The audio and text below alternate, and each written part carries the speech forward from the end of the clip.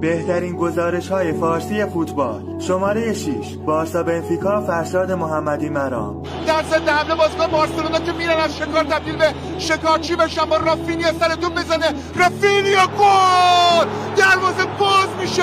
چه گلی در چه دقیقه‌ای به وسیله چه بازیکنی رافینیا این درام رو تکمیل میکنه. شماره 5 رئال مادرید منچستر سیتی مجید عابدی. میرم برای زدن گل بعدی. رودریگو تک به تک با دروازه‌بان حالا میزنه ضربه‌اش رو. این هم گل دوم. رئال مادرید 2 منچستر سیتی 1. چه قوقایی رو پا کردم شاگردان آنجلوتی در ورزشگاه. شماره 4 فینال جام جهانی قطر محمد رضا احمدی.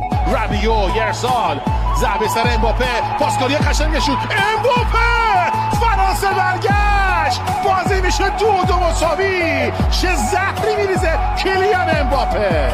شماره 3 فینال لیگ قهرمانان 2017 عادل فردوسی پور. لوکا مودریچ سانتش انجام میده و گل سوم کریس رونالدو به ثمر میرسونه. چه تیمی این رئال مادرید متخصص لیگ قهرمانان اروپا. شماره 2 معجزه نیوکمپ عادل فردوسی پور. توپو میفرسته روی دروازه و گل.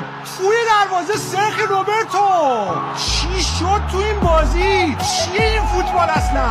معجزه نیوکمپ. و شماره 1 هتریک کریم بنزما مقابل پاریس با گزارش فرشاد محمدی مرام. حتی گل سوم برای رئال مادرید تو راهه در هم شکسته. PSG چی کار میکنه